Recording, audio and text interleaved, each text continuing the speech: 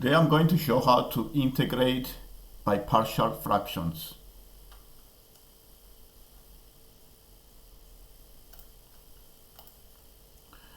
The integration by partial fractions, we use this method when we have fractions and the denominators is a multiplication of brackets.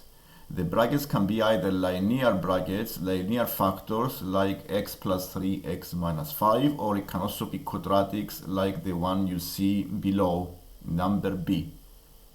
Or it can also be a linear to a power of any power. Okay, so we have these three cases that we need to examine carefully and see which you want to apply. So let's see the first case. The first case, we have a fraction and the denominator is a multiplication of three linear factors. In this case, we need to use the method of partial fractions and separate the fraction in three fractions like you see here on the first example. A over x plus b over x plus 3 plus c over x minus 5.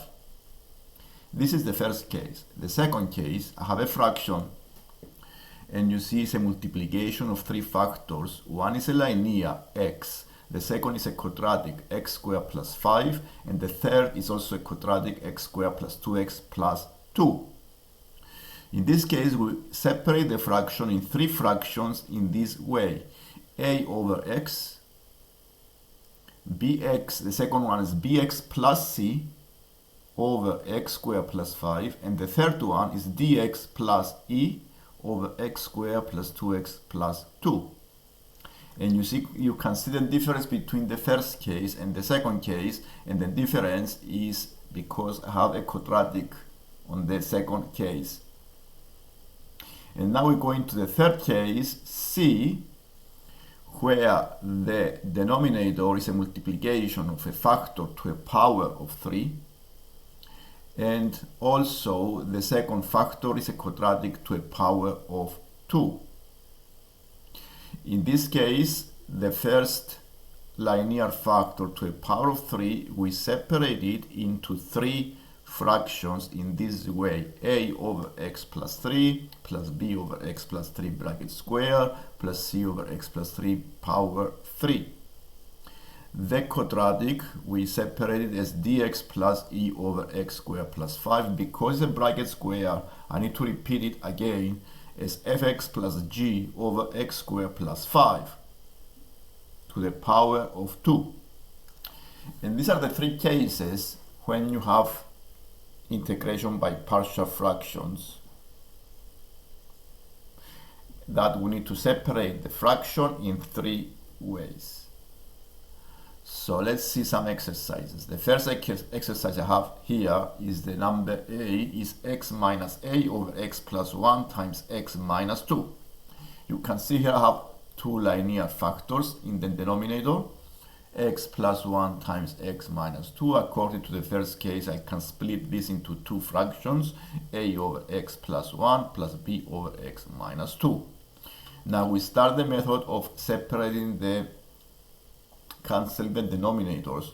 To cancel the denominators, I simplify the equation by times both sides by the x plus 1 times the x minus 2. This is the lowest common multiple.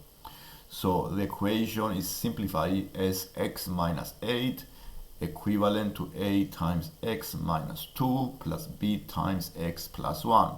So I go into the second equation, see here,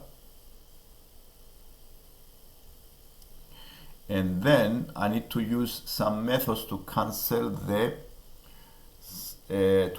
one of the unknowns, which is the a or the b, and find the second unknown. So because this is an identity, I can use any value I want to eliminate one of the two brackets. And I started by using the x equals 2. So the x equals 2 eliminates the value of the a because it becomes 0, and then I can find the b as b is minus 6. Actually, the b is minus 2, is 3b equals minus 6 is negative 2.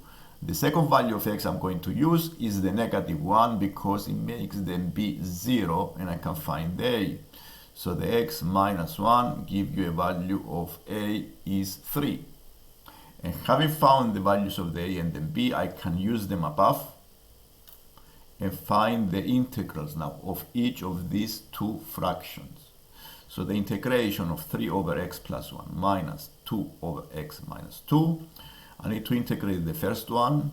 To integrate the first fraction, 3 goes out, is 1 over x plus 1. And the second is a 2 goes out of the integral and is 1 over x minus 2. Here we go to the methods of fractions, integration by fractions. So the method of integrating fractions, I use the one you see above, is if I have the denominator exactly numerator of the function f, the integral is the ln of the function f. So if I have a fraction where the denominator, the derivative of the denominator is above the line, then the integral is ln f. So in this case will be 3 ln x plus 1 because the derivative of x plus 1 is 1. And the derivative of x minus 2 is 1, so it is minus 2 ln bracket x minus 2 plus c. This is the final answer. In case you want to simplify even more, you need to use logarithms and bring the coefficients as powers of the bracket x plus 1 to the power of 3 minus ln x minus 2 to the power of 2, and then because you have subtraction, you can make it a fraction as ln fraction x plus 1 to the power of 3 over x minus 2 squared. And the other example I have here is definite integrals by the first one is a repeated square and this repeated bracket square. The second is a quadratic times a linear.